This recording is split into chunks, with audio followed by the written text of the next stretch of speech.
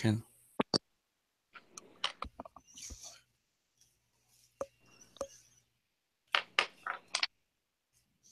All right, guys, welcome. We're going to get started, and we are going to be talking about credit, and specifically what you can do with your credit if you don't have credit to or to start over. And using here is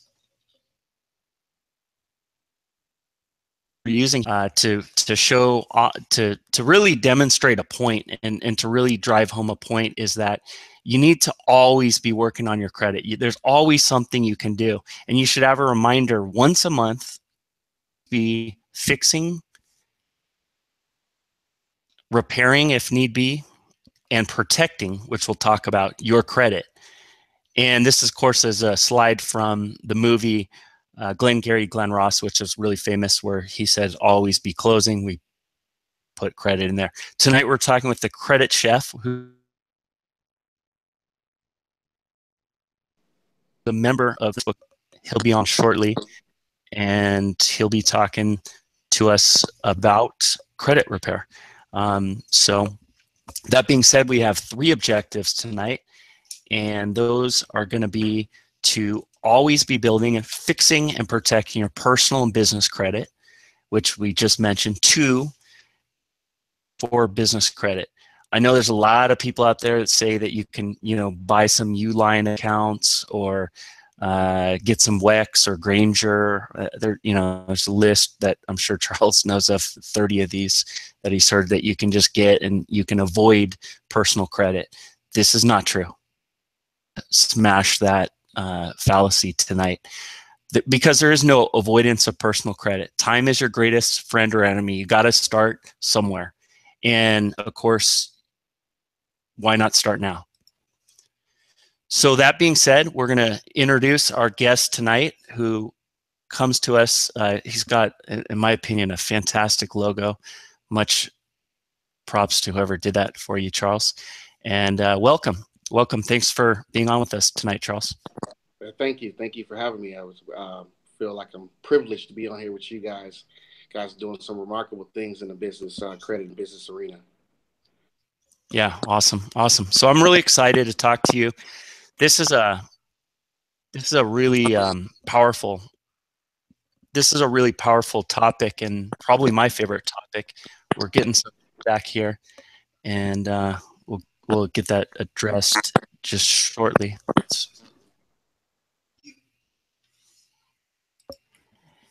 So, Charles, what makes up your credit score? What are your credit score? Well, there's about 5 points, and then they expound on each individual. But you have your amounts owed, how much pretty much debt that you owe, based on your revolving credit, not really installment. So that would be your credit card. So, I always give the example of a smaller credit card. Say you have a $500 credit card, and you use $496 of it. That credit card is now considered primarily maxed out. So you're going to lose 30% of your score. And one key thing is that not a lot of people know or put into a thought process is your credit score goes up to 850 on most of the scoring mechanisms that they use. But it starts off at 300. So you only have a total of 550 available points that you can obtain in the scoring model. So when you have that 30%, once you max out your credit cards, you can potentially lose a lot of points by maxing out your credit cards. And I've seen a lot of credit reports where they'll go get a $300 Kohl's card, and they'll just buy $300 worth of clothes, and then boom, their credit score drops 100 to almost close to 200 points. And that's just primarily because of basic utilization, the amounts that um, a couple of things that are huge factors is your American Express cards that don't have a balance. I mean, sorry, don't. Um, there's no available credit there to counteract that. So if I have a client that has $56,000 balance, they've now used $56,000 out of $0, which really, really hurts their credit score, and they're not able to go out and obtain more credit to continue with their business to help that grow. So I like to tell my clients either stay away from MX or keep an eye on the closing date, so that way you always pay and get that balance down to zero before it reports to credit bureaus. Another thing is a HELOC, home equity line of credit. Great things to have so you can remodel your home, but those are also revolving. So if you get 100 grand from your house and you use it all, you've now used 100,000 of 100,000. I had a client as well. He's a builder, and he really wanted to take advantage of his new score. He went out and got a home equity line of credit, and boom, his score dropped like 200 points, and we were just baffled. We couldn't figure it out, and there was home equity line of credit showing up as revolving. Um, then you got the biggest thing is 35% is payment history. So, plain and simple, you want to make your payments on time. Keep a notebook or keep something, a spreadsheet. I like to go in there in my phone and create calendar appointments to let me know, hey, that bill is due. Or if you can, put it on auto pay, because one late payment can drop your score almost 192 points, because they're looking at the most recent late payments, not the ones that happened in the past. So a 30-day late, it takes your credit almost 9 months to recover from that late payment. And when you have a 60-day late payment, it's about 24 months. So your score is taking a dip for about 24 months. And anything 90, 120, 150, 180 is for the life of the account. As long as it's open, that's going to forever. So you definitely don't want to get into those 90-day range. Next is length of history. It's pretty simple. More or less, the longer you have your account, the better your score will be, because you're just showing that you can handle a certain amount of accounts and a certain amount of credit. Your score will take a dip when you go and get 5 new accounts. And the main reason of that is because 15% is your credit history. So if you have an account that you had for 2 years and you add 5 new accounts, you basically average those together, and that gives you the time period of your average age of accounts, which factors your score. Next is your 10% is your inquiries. Now, I've heard all the stories. Inquiries is 1 point. Inquiries can be 200 points in your credit, but if we go by the numbers, 10%, and you can get 550 points. Inquiries only hurt your credit 55 points. That's the max it can hurt. But the key thing about it is, once you get over into that 7 or 8 mark, you pretty much already hit your credit 55 points already. So anything after that, it's just complete overkill, but your credit score is not really taking a dip 5 points or 1 point every single time you run your credit.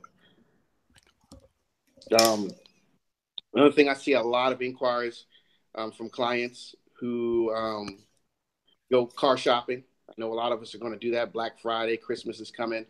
So all of those inquiries that are time period, 24 to 48 hours, will be combined as one in the FICO scoring model. So you won't have to worry about looking at that and say, hey, you know what, I just killed my credit score by going and applying for that car. Best thing to do is, tell them to run it one time. Those guys is going to want to get that sale, and they're going to, I've seen 100 inquiries in a day, which is ridiculous. But, tell them you want to run it one time. If they can't get it, they're trying to find another method, because most likely it's not going to get approved. Final thing is credit mix. So a lot of people say, hey, how can I get an 800 credit score?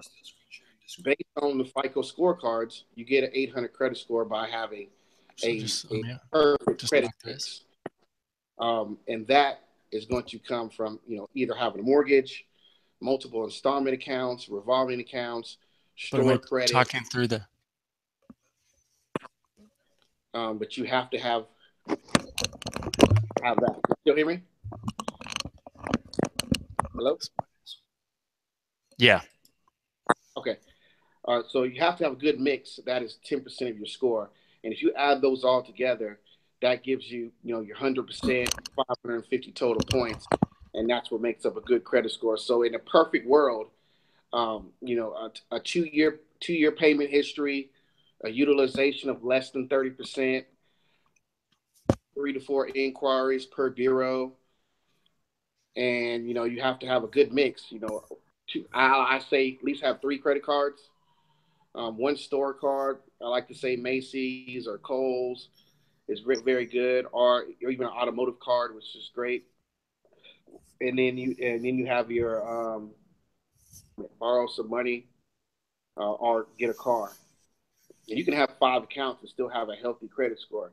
You really don't need to go out there and get 15 or 20 accounts. Of course, if you're going to do something like that, that's what you guys come in and you can establish a business and go that route because it's going to be more beneficial for you.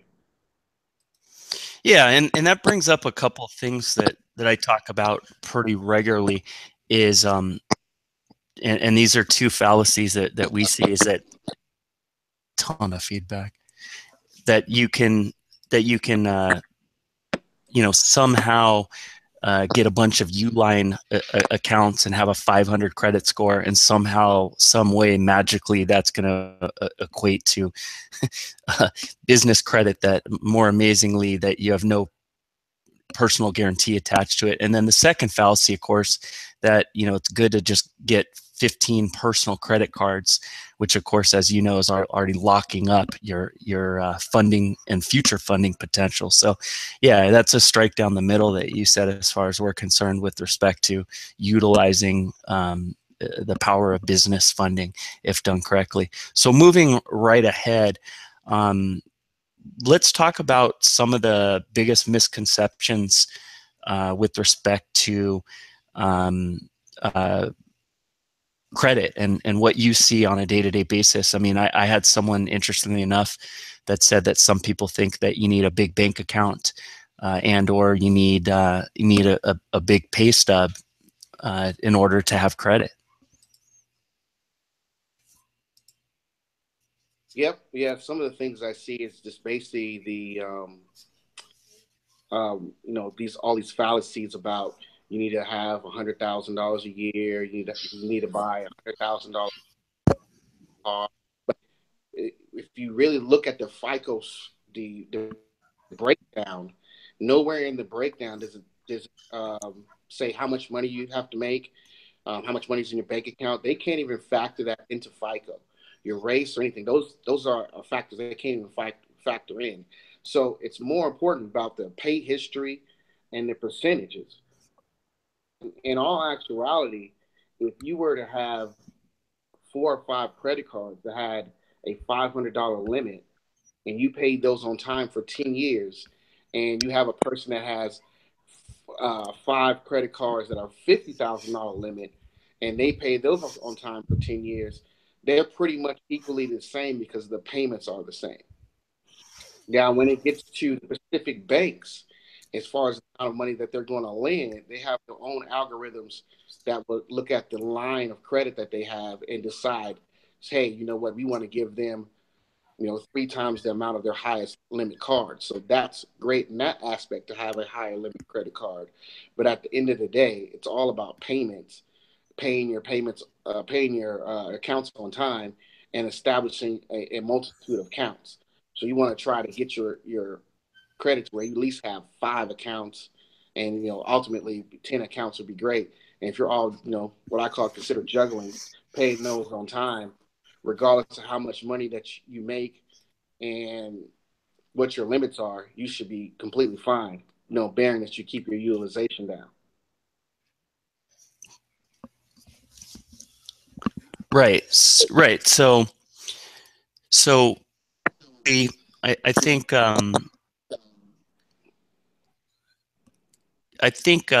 one of the biggest shit, audio. No, I'm just getting a lot of feedback. Okay, so I think we just didn't have your mic muted. Anyway, so yeah, that being said, I think one of the other that people have is just getting started, and where to begin. And I think one of the biggest challenges is just, we talk to people over and over again. They have torched credit. They probably wasted some time because someone told them they didn't need to fix their credit or address it, and they went off and wasted and a year later they come back to us. Their credit's the same. They could have addressed it. They didn't, and now they just lost a year of their time. What was the opportunity cost of that? So, get started now is one of our biggest points. So how does credit repair work, Charles? And what would you have to say with respect to getting someone started in credit repair, because that's what you do in the trenches every day, day in out. You've had hundreds and thousands of clients now, and how does this process work? And if you want to fix it. Well, pretty much my spiel that I give to all of my clients to let them know, basically, based on the Fair Credit Reporting Act, you are allowed to correct any errors or inaccuracies on your credit report.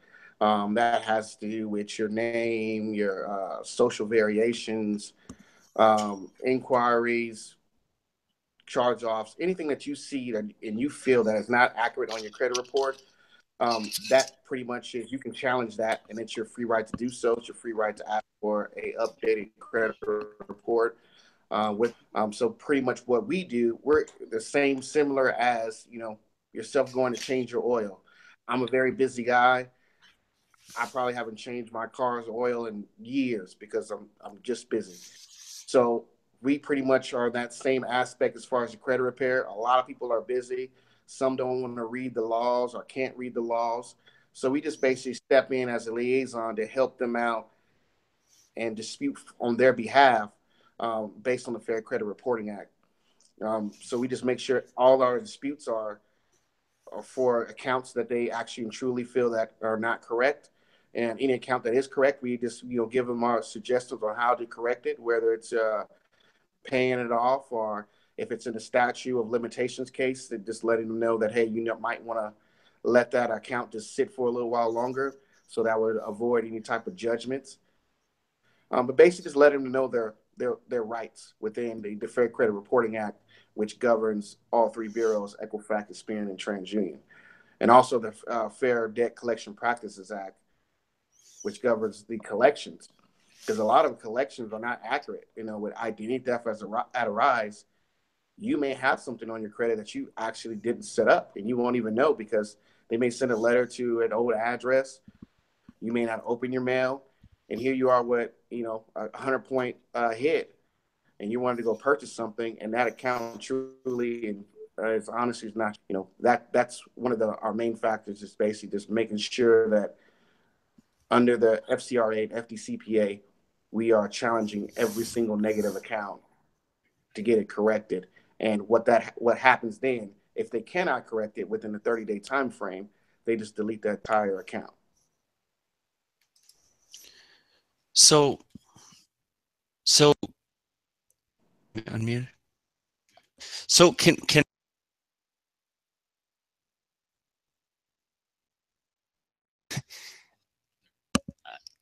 I'm not sure if my question came out. Can people do this themselves?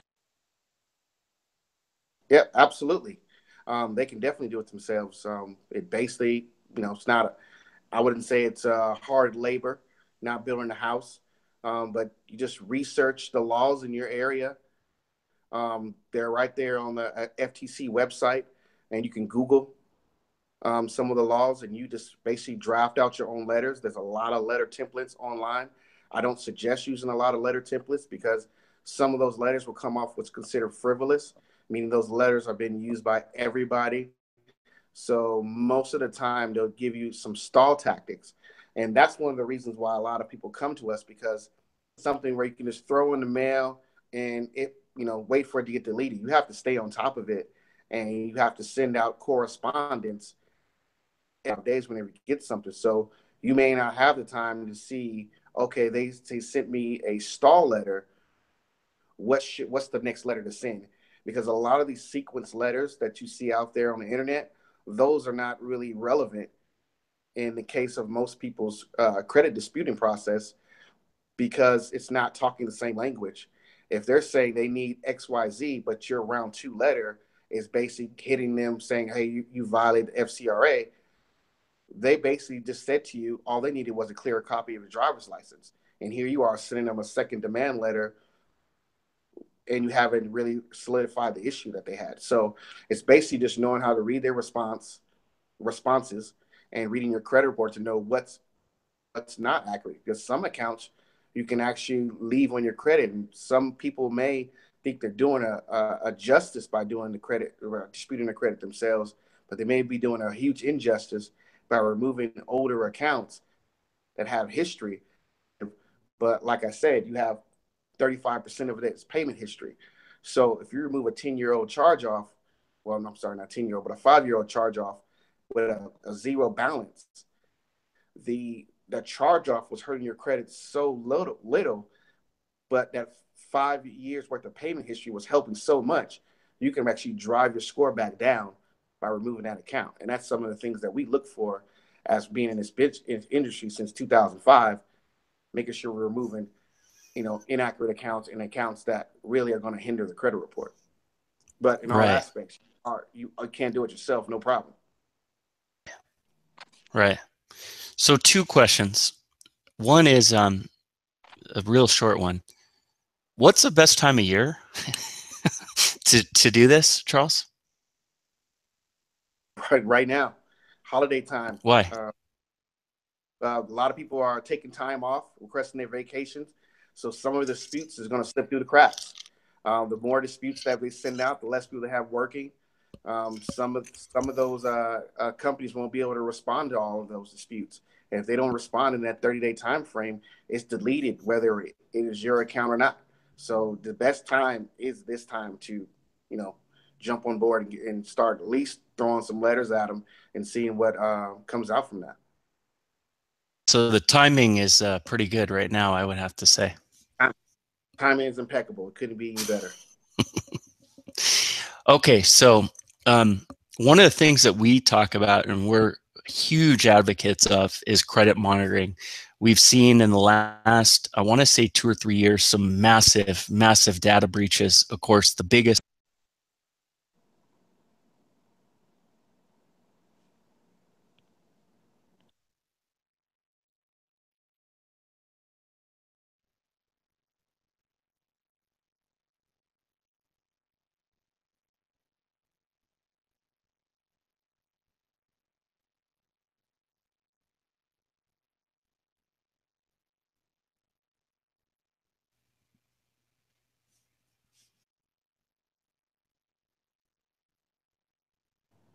Are you still there? I think I lost you.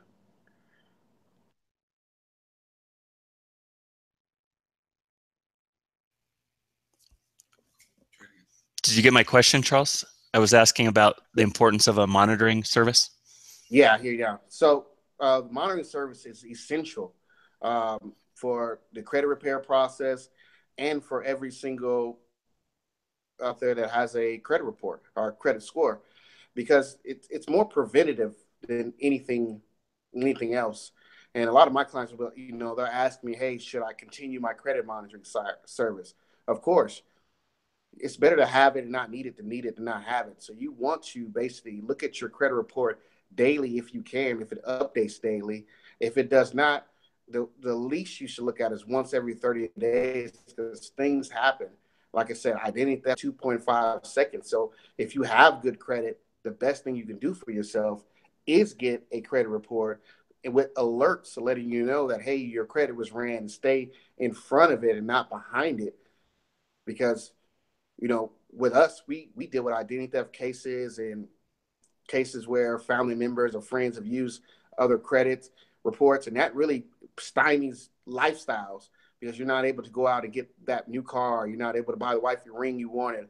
So you don't know psychologically what that can do later by not having a credit report and being on top of it and just, perusing through your line items that you have in your credit report on a, like I said, a weekly or monthly basis. It's just really essential to have. And, that's something that I probably would always have for the rest of my life. And there are a lot of credit monitoring agencies out there. So you find the one that you like and you just stick with it. In worst case scenario, if you can't afford it, call them up. They a lot of times they'll give you a discount, and just to keep you as a client. Right, right. So what let's talk about trade lines, because again, a lot of what we're talking about here is how to leverage your personal credit into business credit. And a lot of people, come back to us saying they don't have credit, have bad credit. And what we tell people is there's no excuse for either. If you want to, complain about it, that's fine. You can certainly do that, but there's viable solutions and powerful solutions. As you know, and as we know, trade lines can work, not for everyone, but for some people, for the right scenarios, they can definitely work. And you can use them, and just like credit repair, if you know how to do it, it's something you can do for free. Some people pay for them. We provide them as a free service for funding clients, but you can certainly get them from family members, and I know you deal with them. So can you talk about trade lines? Yes. Trade lines are to me, they're awesome because they have pretty much like two to three facets of your credit report. One being the amount out with your aggregate utilization. So if you're maxed out on a couple of your credit cards, you can ask a family member, a friend, or go to you guys yourselves and be able to put a much higher limit credit card on there to kind of nullify that additional spending that you made, bearing it's the holiday times or you had an emergency. So that kind of helps out in that aspect versus, what I tell a lot of my clients, if they have $5,000-6,000 worth of debt, I would tell them, say, you have the option of paying $5,000 to move that debt down so your score can increase so you can move on with your business and obtain credit cards for your business. Or you can spend a little bit less money adding trade lines, kind of nullify that. So you're just more or less adding history to your credit report, and also adding length of history, additional age if you buy trade lines that have dual purpose, have a longer age and a higher limit. But they do work. Um, they don't work for all clients. So, adding trade lines when you still have negatives on your report, that's a no-no because it's not going to increase because the negative holds more weight than the positive trade line being that it's authorized user. So FICO is trying to get a little bit more strict with trade lines because a lot of people abuse them. But if used the correct way in the right way, like we do, then they're more beneficial than they are a nuisance because that client is able to, further on with their business, establish their life a lot quicker than they would have been with a $500 credit card, knowing that most banks give you, 2 to 3 times your highest limit. So without a trade line, you're looking at, going out and getting credit cards, $1,000, $5,000. But with a trade line, you're kicking that into, the $10,000 to $30,000 credit cards, which can really turn your business around.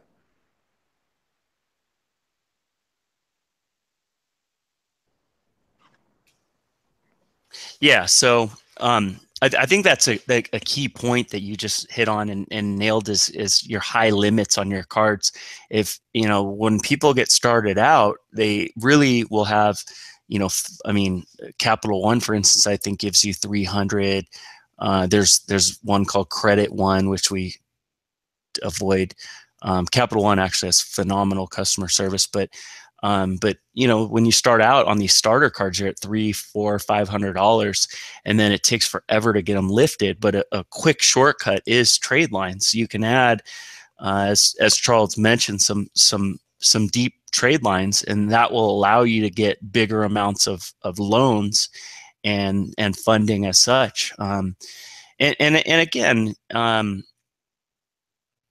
the time is everything, and time can be your greatest friend or your greatest enemy. I'm going to add a few things before we wrap this up and move into questions. But what, Charles, because again, in my opinion, I have not seen much success in the do-it-yourself kind of scenarios. I have seen more often than not people come back and they're pretty much in the same situation they were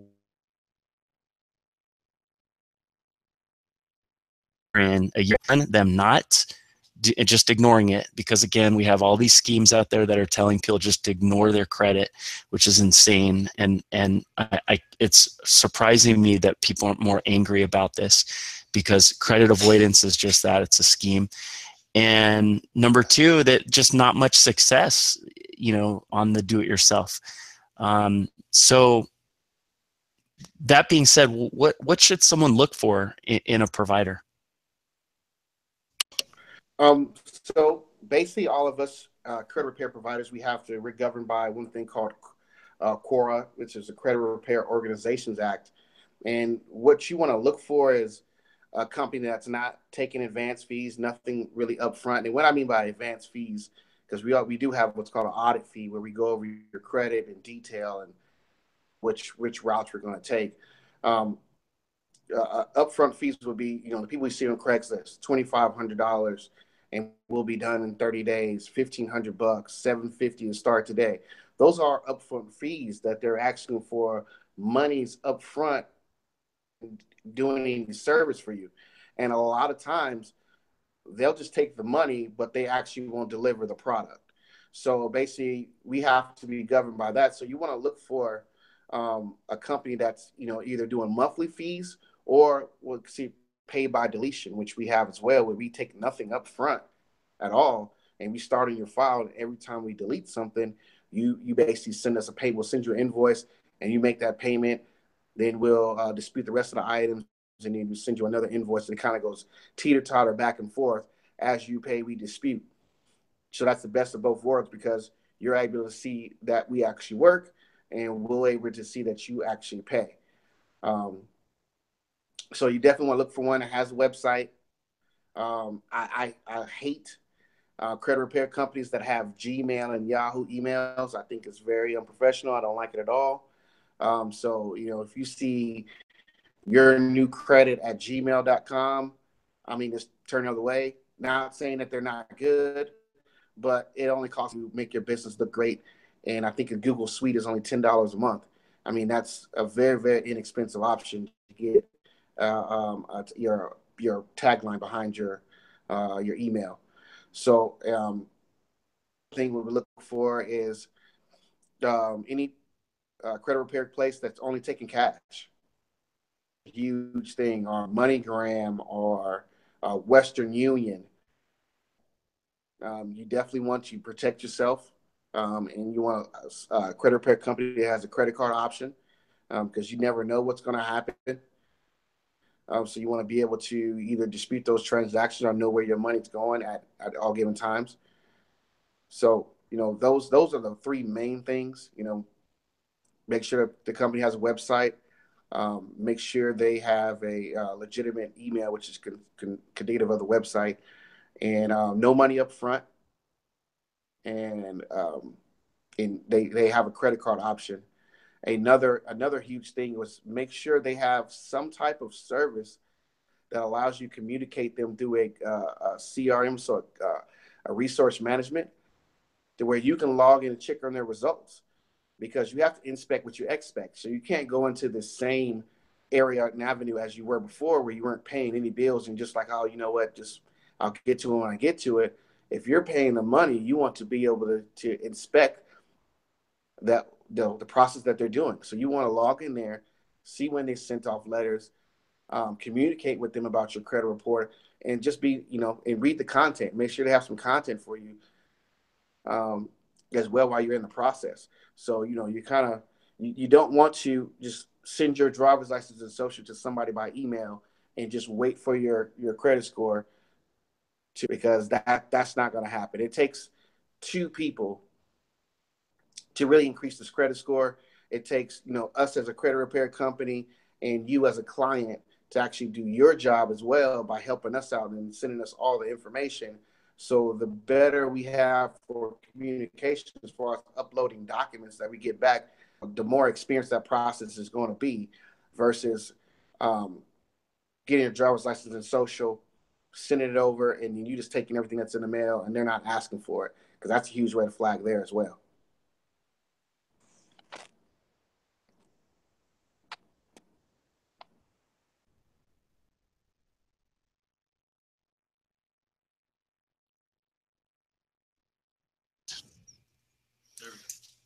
Okay, so yeah, in our group we get a lot of these guys with the, we've kicked a lot of them off. I think we're,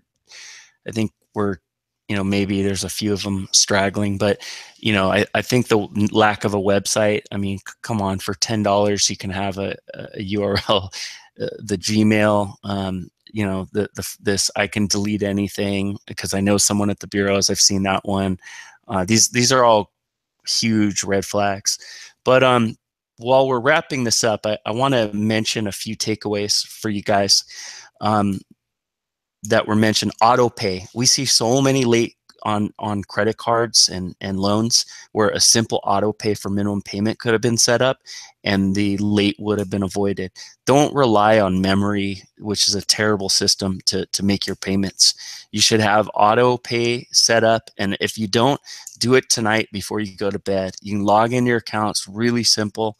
And while you're at it, set up alerts. If your card gets used for more than $75, you can call your card as well and set up, and for all your accounts, a password like the filter fish or whatever, so that if someone, and it's rampant now, is trying to get your ID, they wouldn't be able to do so. Schedule a monthly increase to your line, to your limits, where every month you get a pop-up and it's time to call and get your limits increased. You should do these things religiously and be proactive about it, like the theme of this call. Also, we've seen people have their long running cards get closed out because they didn't use it. Schedule, if you keep it at zero balance, that's fine, but you need to use it once a year. Buy some socks, whatever, anything, minimum, to avoid getting, and that's a huge no-no of allowing a card with age on it to get closed out or closing it out yourself. So as we move into questions and answers, Charles can be found at thecreditchef.com. And as we mentioned, these calls are informational in nature and pure content. So if you want to link up with him, and you should, we definitely recommend that you do. Simply and easily go to thecreditchef.com and you can talk to him about pricing and whatnot. It's extremely affordable. He is very hands-on and answers questions, which is critical because your situation is different than the guy next to you and the woman behind you. And that's obviously the way it is. So individual situations called for customized solutions. He has, I think, a promo set up for credit monitoring with iq.thecreditchef.com, which you can grab for credit monitoring, which we both highly endorse and highly recommend, and it's something that you need and should have for life as well. There's two more links. One is yourprivatemortgage.com. That's it's a calculator and a real estate software that is free. I love putting it out there because it helps you present and obtain financing for your deals from banks, or excuse me, from private lenders, to avoid having to go to a bank, which it doesn't always work, but you need to use all your tools like credit, like seller financing, which is incidentally the fourth link that we give out in resource.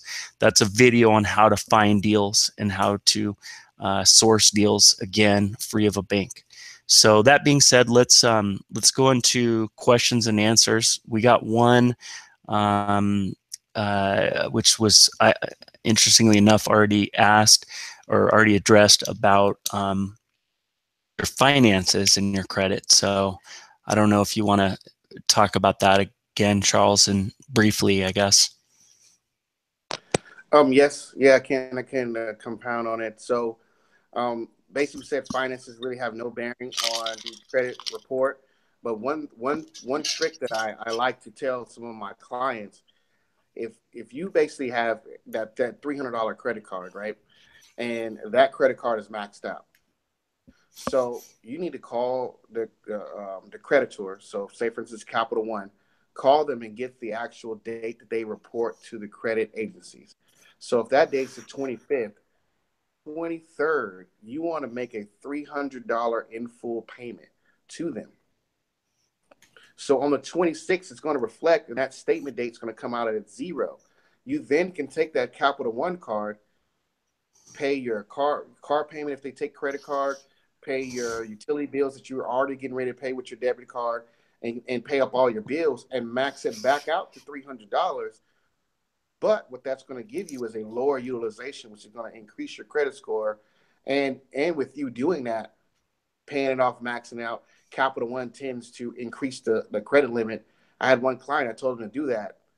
They had a $300 credit card, and in 3 months, they increased their credit card to a $7,500 limit. So it's a great task. So like I said, income and has nothing to do with credit. They can't even factor that in. It has something to do with what you're trying to get approved for. If you're trying to get $100,000 car, then you yes need the income in order to make that payment, but you don't really need a huge income in order to buy a car. You just really more or less need a huge income to buy what you want. But you can definitely go out and get kinds of credit and furniture and cars with the income that you have. Nice. So, am I?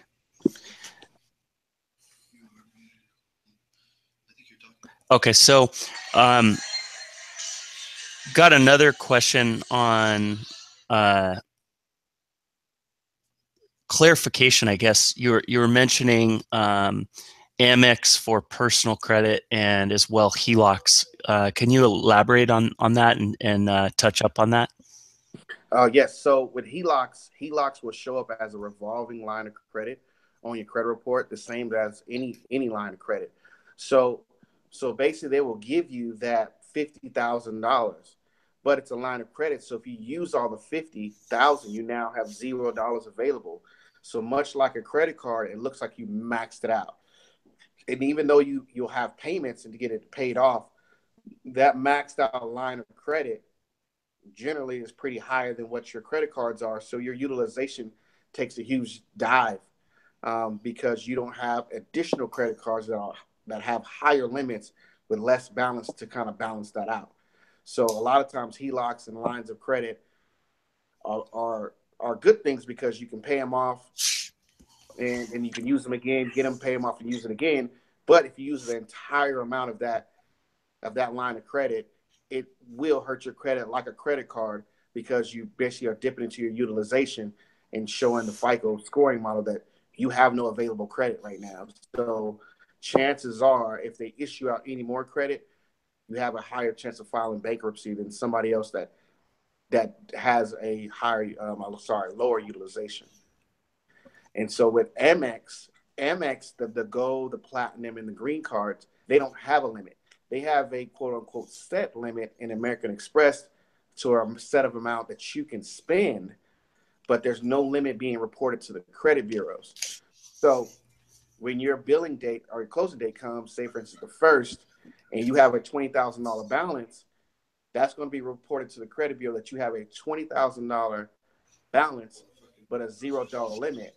And so if you have another credit card that's $300 and that has a zero limit, you have now used $20,000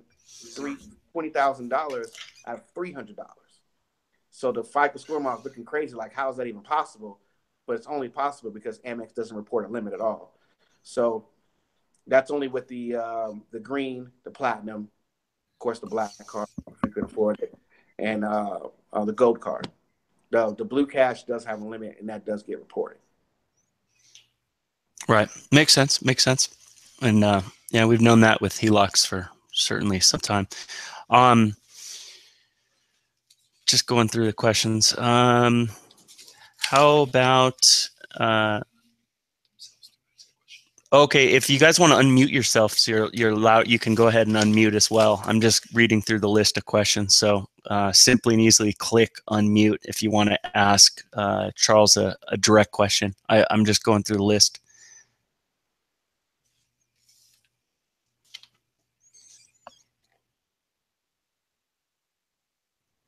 So, Charles, one question I think that we have here that's a pretty good one is time. How long does it take? How long does it take for credit repair?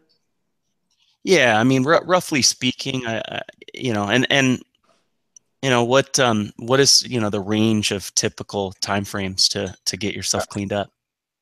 Yeah, I like to say between 90 and 180 days, which is about 3 to 6 months. Anything after that, anything after the 6 month mark, if the credit repair company is actually doing their job correctly, there's nothing that's really going to change because, like you said, like I said, we're disputing inaccurate accounts based on the Fair Credit Reporting Act. So when that 7th month comes and you have a $900 collection that you actually went to the hospital in, and that collection is not coming off, we suggest trying to do a pay per deletion because chances are they've already corrected that item and that item is fully correct. Everything's correct based on the HIPAA law. So within the first, when those 3 to 6 months, you should see changes in your credit report, and anything that's remaining after that is most likely because of that account is reporting accurate, which that's how you're dealing with a reputable credit repair company versus one that says they can delete everything because everything cannot be deleted. Everything can be corrected, but if it's already corrected, then there's nothing to correct.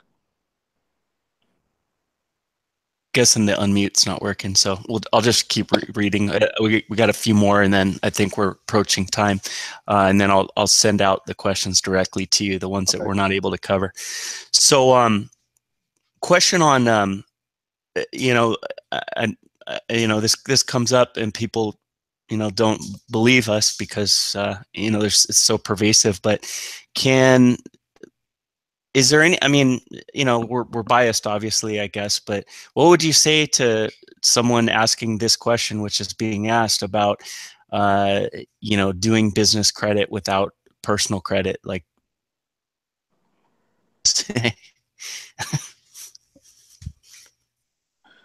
Um, can you hear me? yeah, To me, that would be like putting the cart before the horse because right. um, I read so many posts about how you can get $100,000 or 200 grand without having any personal credit, and that's all the furthest thing from the truth. It's true in some instance because you basically have to replace your credit with money. Have a whole bunch of money, then absolutely, most likely the banks will be able to lend you some money based on the money that you have actively going to the bank account. But if you start a business a year ago and your banking score is low, your credit score is low, you can't go to Uline, Granger, Nibs and just go ahead and grab a couple of those accounts and say, hey, you know what, give me $100,000. So the first thing you need to do is work on your personal credit because you can then personal guarantee, which is going to give you that jump start on your business and get you those higher limit credit cards. Because if you went and got those smaller D&B files, they're recording the amount of money that you spend. So if you only spent $100 or $50, you're not getting a $20,000, $30,000 credit card. Just wouldn't make sense. The banks can't issue out money like that because that if a person can only handle $50 and $100, the bank's not going to give them 10,000. Just say, hey, go wild and see who is able to pay back and who is not. So you definitely want to establish a good personal credit first, so you can personal guarantee those initial bank lines. And then after that, once you see that you paid on those and your business is established, then yes, you can get that are not personal guaranteed. But starting to try to do it before that with these accounts, it's just not even worth it anymore. Where do you think all this garbage comes from? I mean, people that want to make money to pay their bills, because I have yet to see, I call those things unicorns. I have yet to see that unicorn fly. I have seen, businesses that, are able to get a little bit of cash, but a lot of times they'll say, "Hey, go get a shelf corporation that's been open 10 years, and then we'll add some P&L statements and XYZ, and we're going to go get you all this money." But you're sitting there $4,000 or $5,000 deep. They've made their money, and all you have is a couple pieces of papers, because those banks are not falling for the okie doke anymore. They're just going to look and see, hey, what's his business bank score? It's going to be zero because you don't have a bank account with them with more than $5,000 or $10,000 in it. So how could you have had a business for 10 years but have no money in the bank? That doesn't make any sense. That means that you're not profitable. So therefore, if Right. you're not profitable and you don't want to give us your personal credit report, chances are we don't want to do business with you. Right. Right. Yeah, we had a guy come on saying that uh he was buying 10 years ago, of course, $100,000 no PG lines of credit for $4,000. And which his ego was triggered when we called him out on it. And I mean, it's incredible how much of this stuff is out there, and there's zero evidence that it other than people's talk, and yet it just constantly surfaces in and around this space each and every day. It's mind-boggling. Yes, it is. Yeah, I get it on a consistent basis. I have a lot of clients that come to me after the fact. They say, "Hey, I bought this corporation. I was supposed to get business credit. I couldn't, so now I need to fix my personal credit," and they don't have any money. And I'm just like, "Hey, we don't do any charity service. We help out those that need to be helped, but in some instances, if your credit is in a toilet, we need to do some serious dissecting and work in order to get it out of there. And if you put the cart before the horse, there's nothing that we can really do in that instance.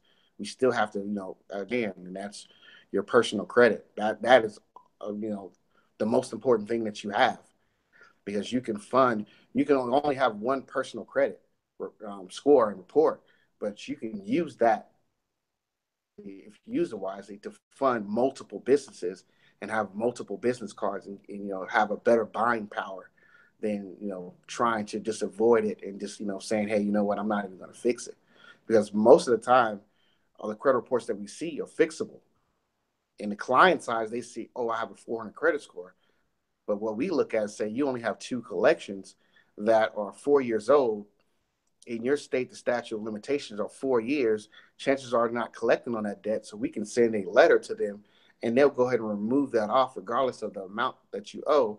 And now, boom, voila, you have a 700 credit score. And you just jumped up 300 points because the credit scoring system is not really accurate. When you log into especially a site like Credit Karma, it may say you have a 400 credit score, but you have two collections. We remove that, and now you have a 768. Did we really increase your credit score 368 points? No, we'll take the accolades, but we really didn't. The score was never accurate to begin with. Right, right. So just in summing and closing, I'm going to give a couple observations. You guys heard about utilization scores. This is where the danger of these personal, which I'm sure, Charles, you've seen a ton of right now, and there's a million affiliate programs shoving them down people's throats of getting 10 to 15 personal credit cards and loading up on those and slamming your utilization rates, which locks up your ability to get funding. This is why we we don't like these types of programs, because yeah, you can get funded once and then you're done and you're stuck, which is not good. So you heard that from Charles in terms of the massive importance. Over a third of your report is based on what I just described. Also known as your utilization percentage.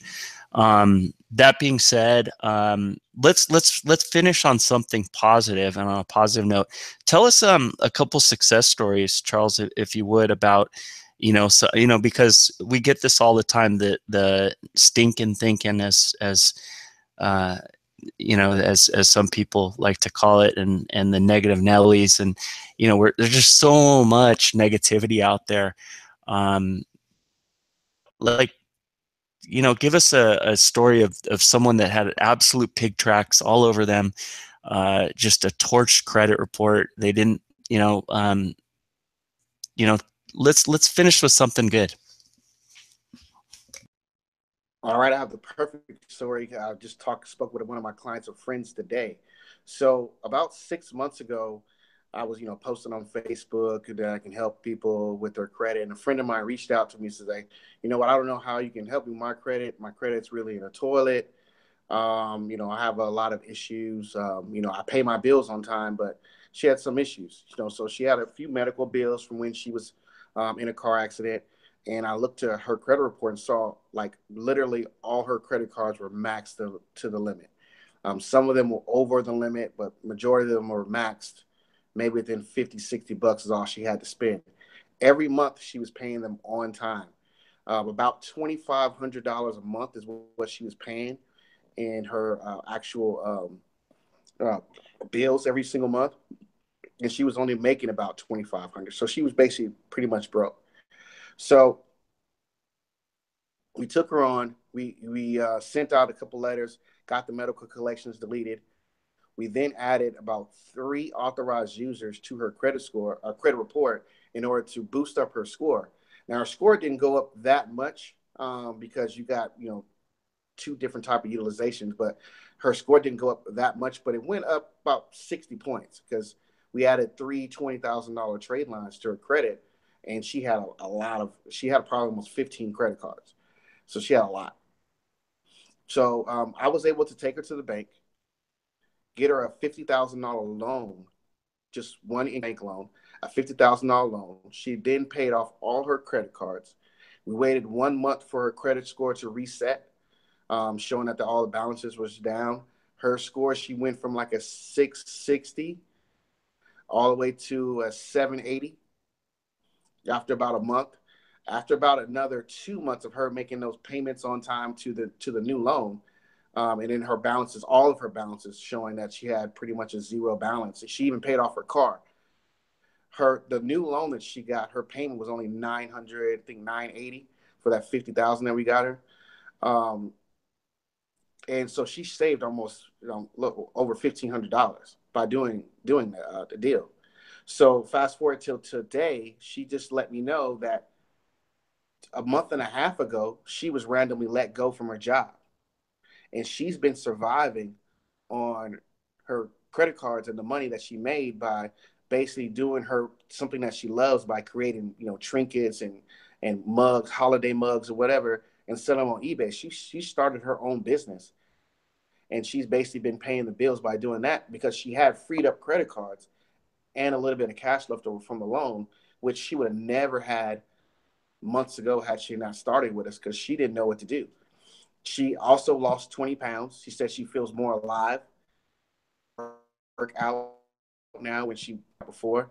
And today we're working on her business credit now. So she's going to be able to get those $100,000 Amex cards, the high limit, credit cards, and basically further her business to where she's going to get a website, and hopefully like a eBay or Amazon marketplace, and start selling the things that she's been making at her house for free, and basically, make her an income. And she basically didn't even know that she was going to get let go 3 months into the process. So, who would have known what she had been going through if she didn't have her credit fixed? If she just said, you know what, I'm not going to look at my credit without reaching out, it would have been another statistic, because a lot of people that's how they get bad credit, because they feel there's nothing else to do. Somebody that's knowledgeable, right, and knows workarounds and how to get that situation fixed. Pretty much, there's unless there's massive late payments, we can pretty much fix any situation and turn it around for the good. Yeah, don't be one of these guys that has Charles clean you up, and then you pick up late payments while he's. I mean, that must steam you up more than anything. I've seen that. I had a lady, I just looked at her credit and she emailed me. She's like, I don't see my credit score increasing that much. What's going on? And I look at her credit report and she has a $5 collection that she just got from a loan company that she didn't pay. I'm just like, Right. you can't be serious right now. This is not my fault. It's a new collection. It's a new debt. So that's why your score dropped. Yeah. And I get it because you're chopping down my work and I'm working hard. You're pushing me back down. And so that's somebody we might have to remove from the program until she gets her Right. finances together. But yeah, I Right. hate payments. So yeah, yeah. Late payments are on open cards. I pretty much see universally as the one thing that's like glue. That being said, guys, you know, don't be lazy with this. It's not hard. It's not easy either. But you know, people that have good credit are proactive people that take care of themselves, and don't let a year go by that it's, you know, if you're looking into the future, looking back on this on today, don't be a statistic that is just one of the millions of Americans with bad credit that did nothing about it and just kick the can. Kick the can is not a strategy. Don't do it. And don't be a part of it. Get started now and simply, easily, and quickly call Charles and schedule a call with him. We also need your help. We need to educate more people based on a lot of the posts that we're still getting. We need you to post good things to the group and encourage them to, not in the event section, but in the main directory of the group, if you would, so that we can get more people involved and more people asking questions, and we can build a stronger community. We get, you know, we don't get paid for doing this, and it's our pleasure to do this and help you and also empower you. So we're want to help others. So post good things and encourage people that are in our forum and in our community to attend these. There'll be more on Wednesdays. Next Wednesday is the night before Thanksgiving, so not that one. But in 2 weeks, we'll have our own attorney. This guy it's another must-see. He'll be talking about LLCs, what's going on with the new South Dakota LLC, which is really interesting. Nevada, which is actually Charles State, is starting to retreat from the you know, the special status type of LLC. A lot of that coming from the Panama Papers, which was produced in a 2-series publication at the beginning of last year. So Charles, thank you so much for being with us. This was great. I picked up a couple things myself, and which is always a hell of a bonus. And I'm sure we'll be talking again with you in the future in an upcoming call. Have a good night. all right, thank you. Thank you for having me. Cheers. Cheers. It's done. We're able to hear you say it's done. we may bring you to all of them to say at the end of the it's done. Can you then borrow a sweater? Ben, baby, come here. Why don't you do this?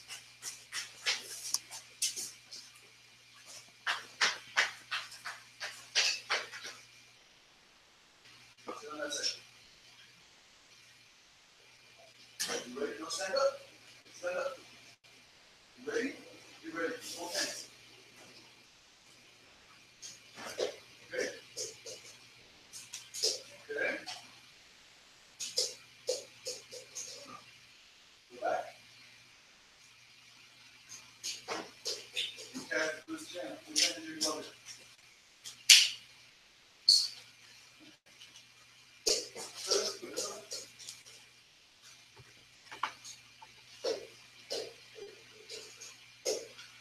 It's not easy, huh? Yes. We're going to practice this a little bit. And then we'll release you some tacos. So we ran out of balls? I'm tired. No, you're not tired. Ready? Go back. So how do we get him this link? Were you saying it's all messed up? During the course of the thing, it started showing the black screen. Oh, that's not bad. At least it had audio, right? Yeah, I had audio. The audio wasn't a problem. We can't have that happening for the Eckley one.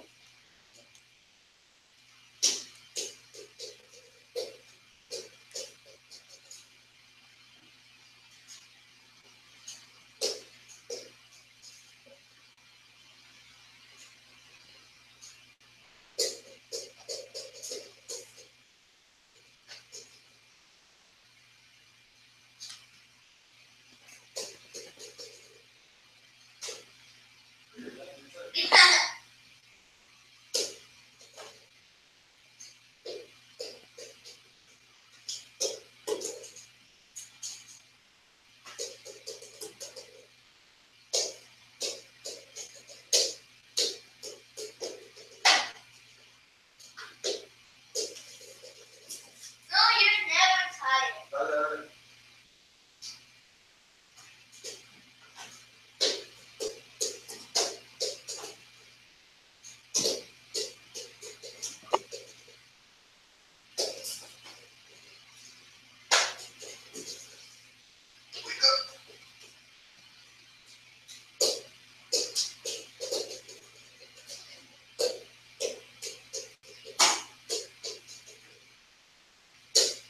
There you go. You took a step. There we go. See, you took a step. Really take a step. Why are you tired? You're never tired. This is good practice for your hand-eye coordination. We're lapping it up.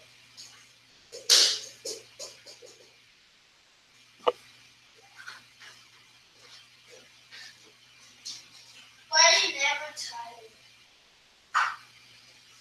Why's your butt clapping?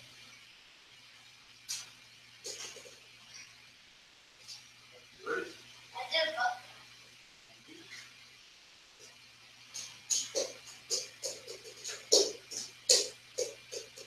You're supposed to catch them. I'm trying to. But it's hard.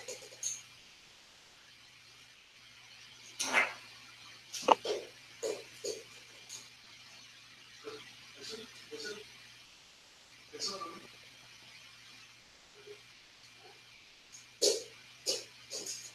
Don't throw it. Catch them. Ready? Listen.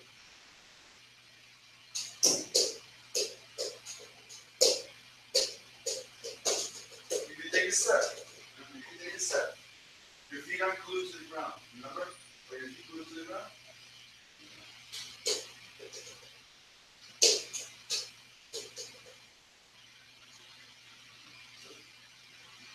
Take a step. All right. Okay.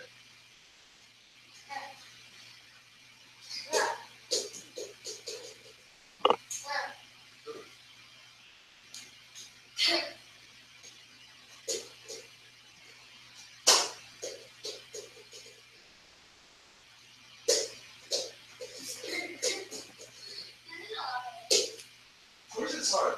If I catch one more, we're done. I catch this last one like this. Last one. I catch three. Start all over. If I You have a catch. chance to be done, but you didn't. Why are you never tired? Finish. Finish. Finish. If I catch three more, we're done. Catch 3 in a row and we'll be done. No, that's hard. Don't do the hard one.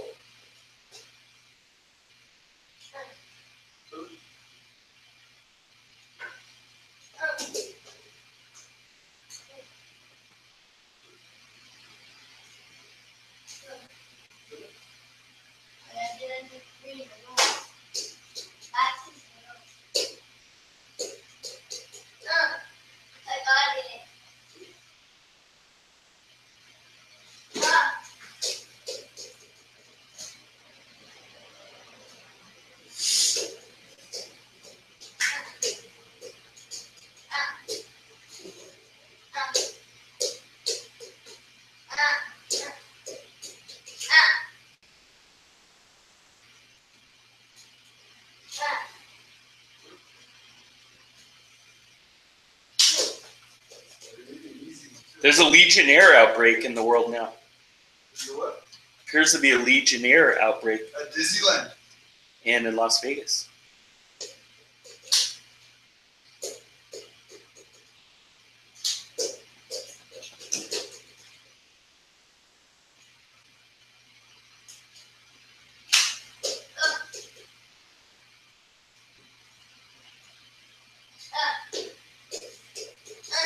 Échate para atrás, porque yo no tengo para.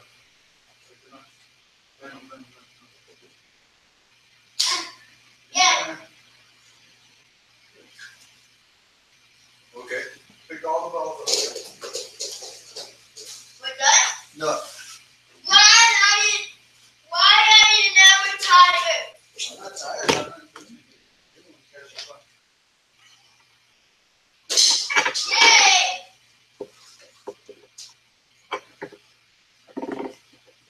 Yeah. Put a little in there. Yeah. Put a little in there. Put them in the dustpan. No.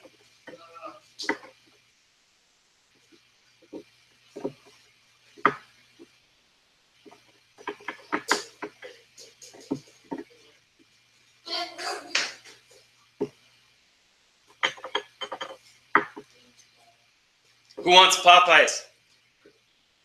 No, Popeye. You get taken to Popeye. Put your glove up. Want me to get tacos? This is hard.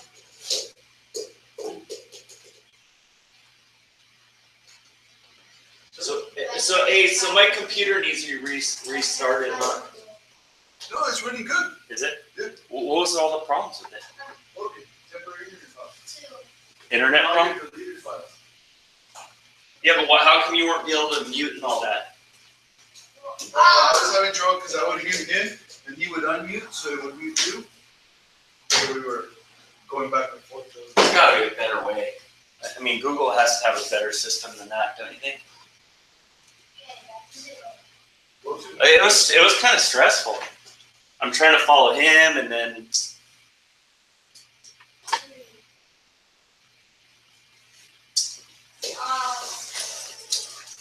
What? I wasn't ready. 1, 2. That's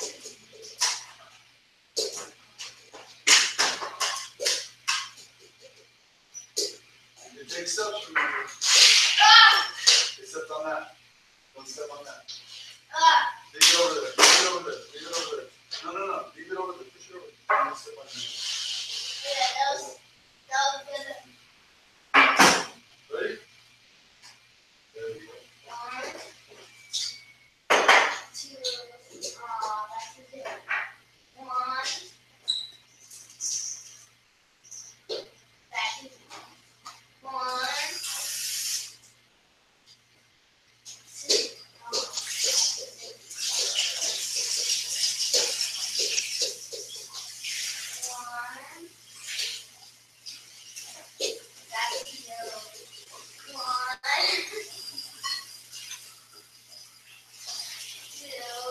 Nice step. Oh. Nice step. Nice step. You didn't step on that one. Nice step.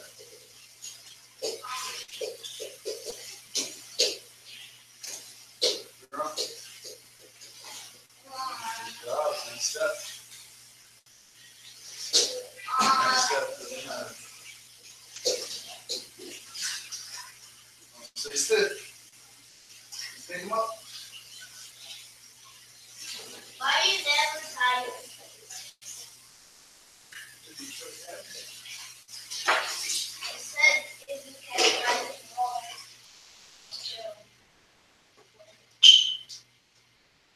What if we can ride it?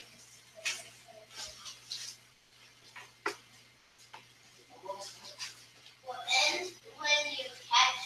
If you catch, you know.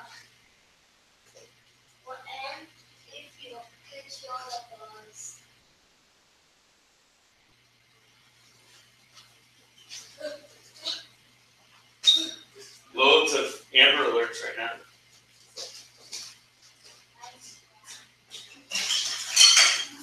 Is there one for Ronaldo?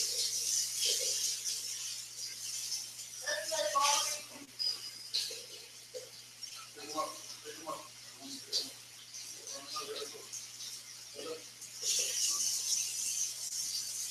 Ready?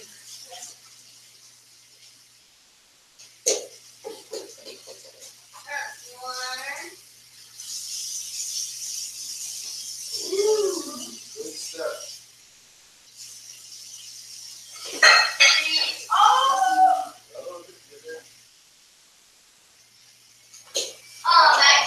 You did step, you did the ass out thing.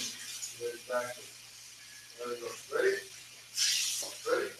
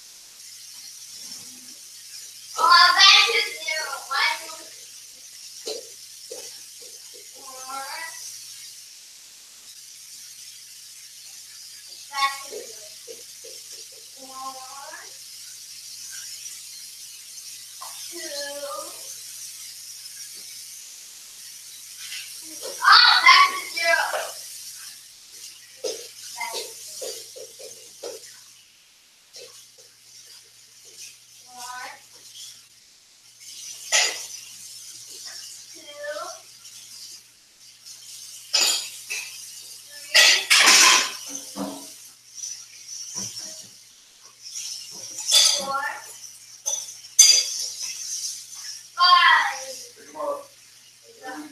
You still some more.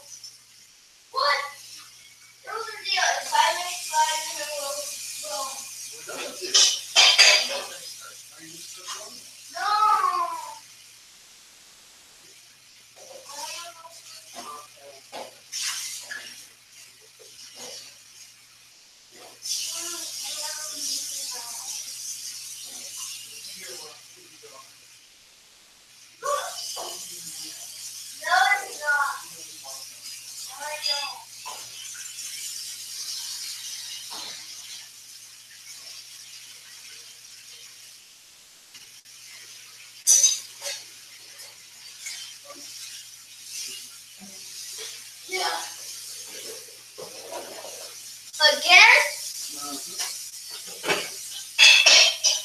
Hold on. No,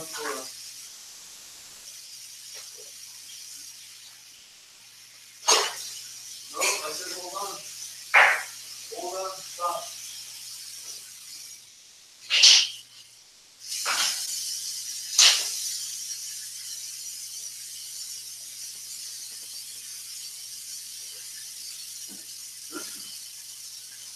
Nope, that was terrible. That was a very good throw, but that was terrible footwork. Step forward and throw. And your foot can come across if you want.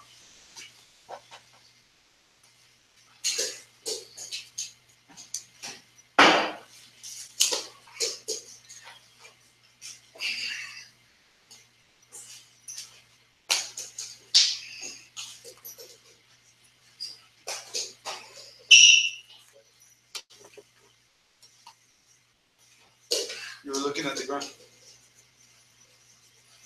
Try not to hurry up. Focus. Feet.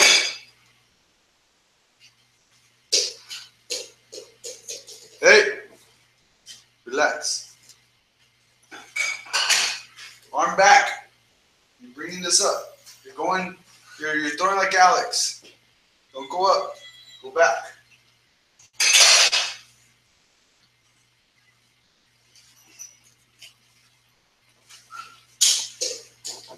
Don't do this, that. Just go straight and come over.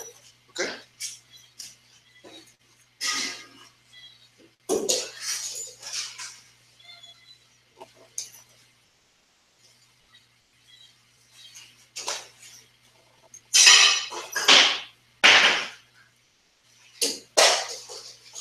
Do that one pretty darn hard. But focus.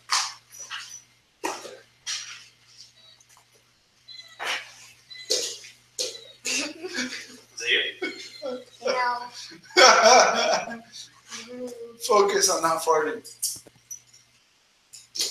You threw it real quick.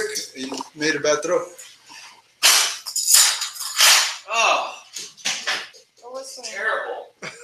You're stuck up. Light a fire.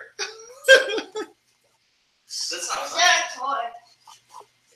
That's horrible. Is there a toy? Light a fire. I flood the house. No. Yeah, burn the house down. Jesus. So funny.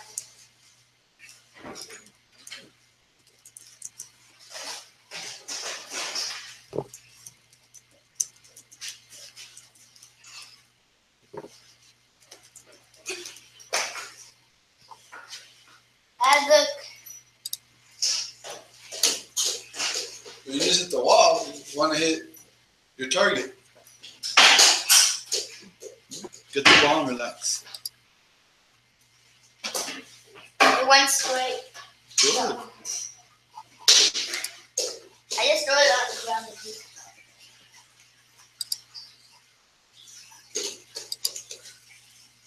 Relax, relax. Slow down. Don't slow down your pitching process. Slow down your breathing, and then you can go. You can do this process quickly if you want. You don't have to do that slow.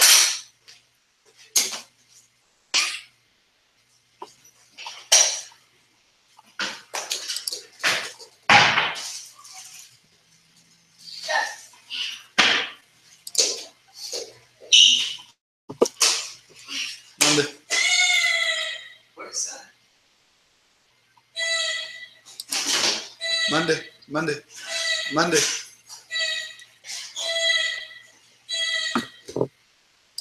God, thank God that wasn't going on. Guys, it's really hard to concentrate. They did that last time. It's a good throw. That was a good throw. Pick them all up. Why? You done? Yeah. You want to fart again? No, there's 3 more. There's 3 more done. Okay. What was that noise down there? It was your butt, Nico. It was your butt. No, the noise that was squeaking. Oh, that was a kazoo. What was a kazoo? Monday. Relax. Relax. Yeah, slow down. Breathe. That is, breathe. Don't throw slowly. Your process doesn't have to be slowly. You're like set up before you throw. So you can do this quickly. He's here? So you can do the whole throwing thing quickly. You just is when you have to breathe. Not that. Ready? Look. Aim. Arms out. Pointed. Aim. Boom. Okay? Pick up all the balls. Pick up all the balls and put them in the blue thing. Every single one. Give me your glove. Or you can use your glove to carry them.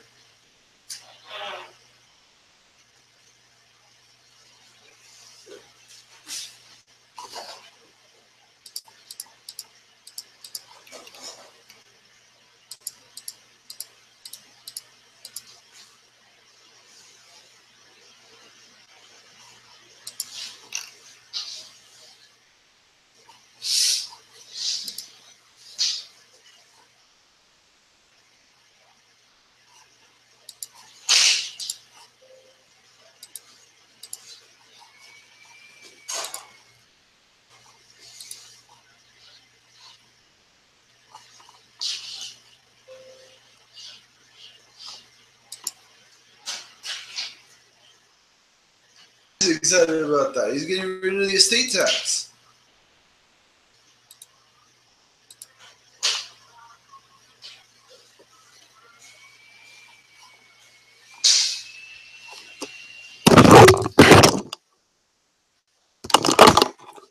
I think we're gonna have to do another test broadcast. Figure this shit out. The end of this broadcast was good, right? I picked up all the balls. Put your glove in your bag. Was there practice today? No, practice on Wednesdays are canceled Why? because it gets dark too early. They don't start early? Nope. The coach doesn't get out in time.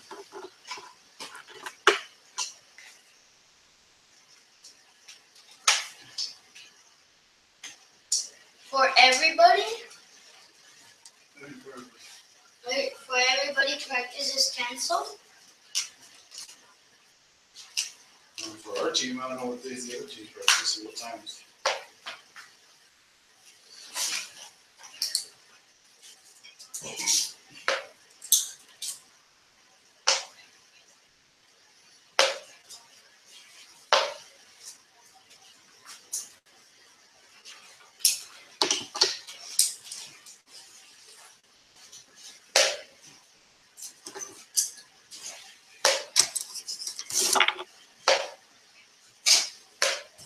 Dad, look what I got on the targets. Nice.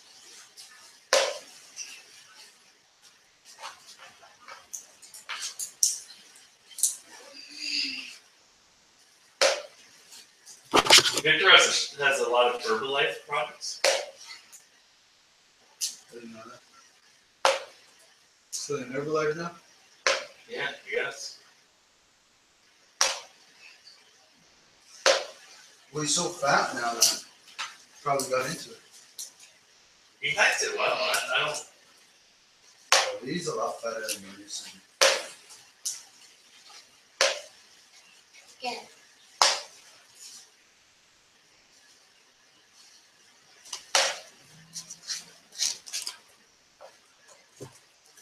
May I help you? May I help you? What? Fucking.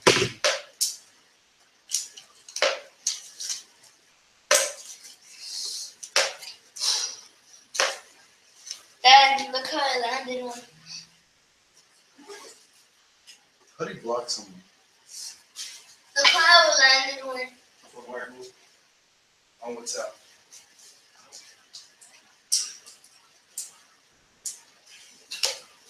You block your own wife?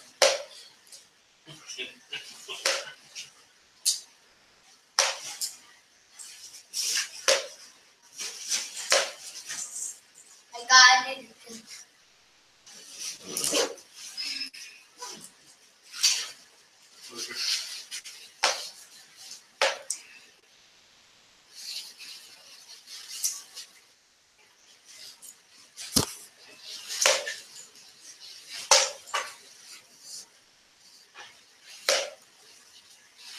That's a good Facebook question. What's the standard etiquette on blocking family members on Facebook?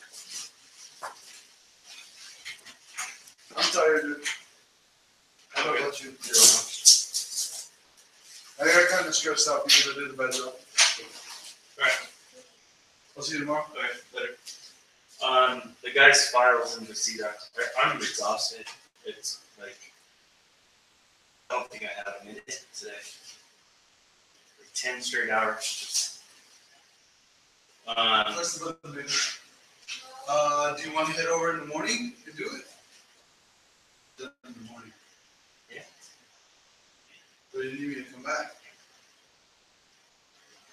No, there's no rush. I mean, we can get it tomorrow, but I don't know if you can extract the stuff. It's Stu, and then he sent the Social Security card for the previous girl. No, 26. Press the button. So give me an hour break. And I'll call you back. See if we do them tonight. Or you do. Well, just prep it, like download, remove it off the CDEF. Yeah. It's just too much.